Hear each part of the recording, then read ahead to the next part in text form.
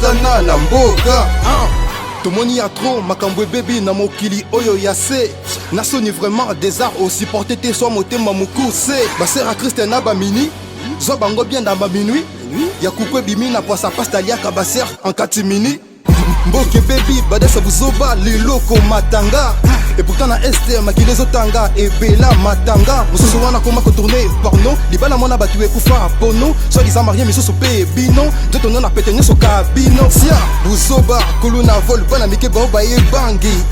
bitumba kuluna pe viol et pe sa bobangi to sengi justice soit faite nebela magloba kongolo etangi de promesses insatisfaites wapi misala to tangi moto kitisa moto yaya ezikisa misala ya satana na mboka moto kitisa moto yaya ezikisa misala ya satana na mboka tobeleli moto ekita yaya ezikisa misala ya satana na mboka moto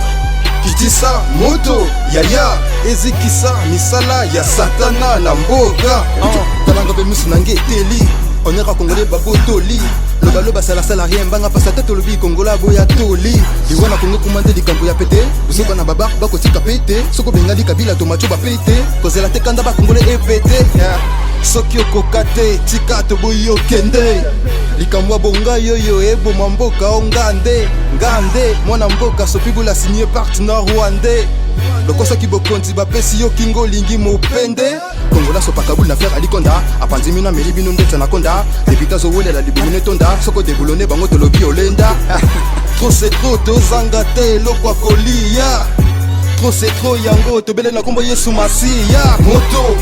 kitisa moto yaya ezikisa misala ya satana na mboka moto kitisa moto yaya ezikisa misala ya satana na mboka tobeleli moto ekita yaya ezikisa misala ya satana na mboka moto kitisa moto yaya ezikisa misala ya satana na mboka